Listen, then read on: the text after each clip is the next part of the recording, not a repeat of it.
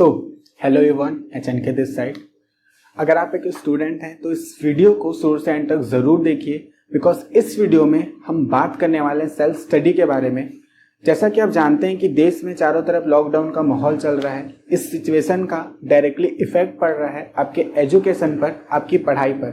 सो इस सिचुएशन में आपका सेल्फ स्टडी को सीखना बहुत ज़रूरी है, सो दैट आप घर पे रहते हुए भी अपनी पढ़ाई को बेस्ट तरीके से कंटिन्यू रख पाएँ। तो इस वीडियो को शुरू से एंड तक ज़रूर देखिए। वीडियो को स्टार्ट करने से पहले आई रिक्वेस्ट यू कि आप एक नोटबुक और एक पेन लेके बैठिए, सो दैट मैं जो कुछ भी सिखाऊंगा आप उसे नोट कर पाएँ और याद रख पाएँ। आई होप आपने नोटबुक और पेन ले लिया है, तो वीडियो को स्टार्ट करते हैं। First of all you should know that what is the real meaning of study. सबसे पहले आपको ये पता होना चाहिए कि स्टडी का रियल मीनिंग क्या होता है, बिकॉज ज़्यादातर लोगों को स्टडी का रियल मीनिंग नहीं पता होता है। अब अगर मैं आपसे भी पूछूं what is the meaning of study, तो आपके माइंड में भी ये फिट होगा कि गाइड लेके क्वेश्चन आंसर याद करना, मैथ्स बनाना या फिर नोट्स लेके चीज़ों को रटना, दैट इज स्टडी।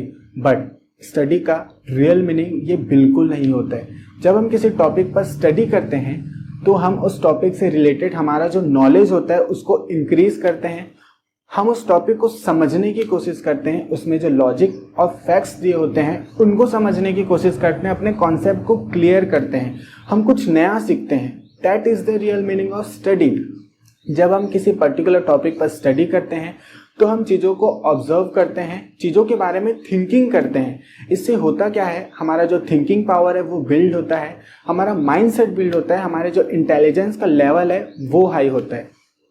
तो स्टडी का जो भी मीनिंग आज तक आपके माइंड में फिट था आप उसे निकालिए एंड स्टडी के रियल मीनिंग पर फोकस कीजिए। आई होप आज के बाद आप सिर्फ पढ़ाई नहीं करेंगे, स्टडी करेंगे। Second, change your mentality.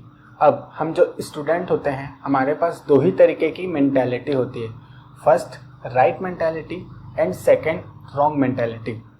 Right mentality क्या है उसके बारे में तो हम सीखेंगे, उससे पहले हम ये जानते हैं कि रॉन्ग मेंटालिटी क्या होता है।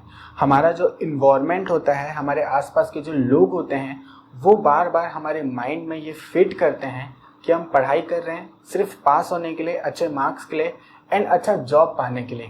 और इस माइंडसेट के कारण हम कभी भी सीखने पर फोकस नहीं करते हैं।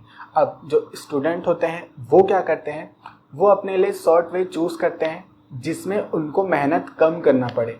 वो गाइड ले लेते हैं, वो नोट्स ले लेते हैं और चीज़ों को रटना शुरू करते हैं। कई लोग तो इतने इंटेलिजेंट होते हैं कि मैथ्स को भी रट लेते हैं। ट्रस्ट मी, ये आपका इल्यूज़न है कि आपको मेहनत कम करना पड़ता है, बिकॉज जब आप किसी चीज़ को रटते हो आप उसे भूल जाते हो, आप फिर रटते हो फिर भूल जाते हो, फिर रटते हो फिर भूल जाते हो। इस तरीके से आप नेक्स्ट क्लास में पहुंच जाते हो और फर्स्ट क्लास का आपको कुछ भी याद नहीं होता, फर्स्ट क्लास के बारे में आपके पास कोई भी नॉलेज नहीं होता है। और इस कारण से आपका जो नेक्स्ट क्लास है वो आपके लिए और ज़्यादा टफ हो जाता है, आपको और ज़्यादा हार्ड वर्क करना पड़ता है। आप जितना टाइम चैप्टर के क्वेश्चन आंसर को रटने में लगाते हो उससे आधा टाइम कॉन्सेंट्रेट के साथ समझ के उस चैप्टर को पूरा रीड करते हो, तो आपको सारी चीज़ें समझ में आएगी, आपका कॉन्सेप्ट क्लियर होगा एंड आप लाइफ टाइम उन चीज़ों को भूलोगे नहीं। तो राइट मेंटालिटी यही है कि आप इस इल्यूज़न को माइंड से निकालिए कि रटने में आपको कम मेहनत करना पड़ता है एंड अपने बुक को पूरा रीड कीजिए एंड सीखने पर फोकस कीजिए। Now what do we have to do. अब हमें करना क्या है, रीड योर बुक। आप अपने बुक को पूरा रीड कीजिए। सी, कुछ टाइम ऐसा होता है हम कुछ लाइंस को, कुछ टॉपिक्स को एंड कुछ पेजेस को स्किप कर देते हैं, बिकॉज हमें ऐसा लगता है कि वो हमारे लिए यूज़फुल नहीं है। बट आपको ऐसा नहीं करना है, वो आपके लिए यूज़फुल है, तभी वो वहाँ पे दी गई है। उन चीज़ों को पढ़ने से आपका नॉलेज और ज़्यादा इंक्रीज़ होगा, डीपली आपको चीज़ें समझ में आएगी एंड वो सारी चीज़ें नेक्स्ट क्लास में, हाई क्लास में आपके लिए बहुत ज़्यादा हेल्पफुल होगी। तो बुक को पूरा रीड कीजिए, किसी भी चीज़ों को आपको स्किप नहीं करना है। Second, concentrate. अब हमारा जो माइंड है वो इस तरीके से डिज़ाइन किया गया है कि जब हम किसी चीज़ पे कंसंट्रेट करते हैं तो एनर्जी लॉस होता है और हमारा माइंड एनर्जी सेव करने की कोशिश करता है। इसलिए हम किसी भी चीज़ पर सडनली कंसंट्रेट नहीं कर पाते हैं। जब आप पढ़ने बैठते हो तब आपका माइंड कंसंट्रेट नहीं करेगा, वो इधर उधर जाएगा। बट आपको अपने माइंड को कंट्रोल करना है एंड अपने बुक पर आप जो चीज़ें पढ़ रहे हो उस पर कॉन्सेंट्रेट करना है। Third, clear your concept. अब ज़्यादातर बच्चे ऐसे होते हैं जो फर्स्ट पेज के कुछ चीज़ों को समझ नहीं पाते हैं एंड आगे कूद जाते हैं। फर्स्ट चैप्टर समझ में नहीं आता है एंड नेक्स्ट चैप्टर को पढ़ना स्टार्ट कर देते हैं। बट आपको ऐसा नहीं करना है, बिकॉज आपका जो सिलेबस होता है वो एक दूसरे से रिलेट होता है। अगर आपको फर्स्ट चैप्टर समझ में नहीं आता है तो आप सेकेंड चैप्टर को समझ नहीं पाओगे। अगर आपको फर्स्ट टॉपिक में दी हुई चीज़ें समझ में नहीं आती है तो आप आगे चैप्टर में कुछ भी समझ नहीं पाओगे, आपका कॉन्सेप्ट क्लियर नहीं होगा। तो आपको किसी भी चीज़ को स्किप नहीं करना है, सारी चीज़ों को समझ के पढ़ना है एंड अपने कॉन्सेप्ट को क्लियर करना है। कुछ वर्ड्स ऐसे होती है, कुछ सेंटेंस ऐसी होती है जो हमें समझ में नहीं आती है। उसके लिए आप अपने टीचर से कांटेक्ट कर सकते हो, आप उनसे पूछ सकते हो। आपके लिए बेस्ट ऑप्शन ये है कि आप गूगल में सर्च कीजिए, सारी चीज़ों को समझ के एंड कॉन्सेप्ट क्लियर करके पढ़ना है। Fourth, make notes. अब आपको नोट्स बनाना है। जो नोट्स है वो आपको दो तरीके से बनाना है। एक, आपको कॉपी में नोट्स बनाना है एंड सेकेंड, आपको अपने माइंड में नोट्स बनाना है। कॉपी में नोट्स बनाते समय ज़्यादातर स्टूडेंट गलती क्या करते हैं, हमारे बुक में जो डार्क वर्ड में चीज़ें दी हुई होती है जो हमें इजीली याद हो जाती है, हम उन चीज़ों को नोट्स में इंक्लूड करते हैं। बट हमको नोट्स में उन चीज़ों को इंक्लूड नहीं करना होता है जो हम इजीली याद कर सकते हैं। हम उन चीज़ों को इंक्लूड करते हैं जो हमारे लिए इम्पॉर्टेंट होता है और हम उसको तुरंत याद नहीं कर सकते।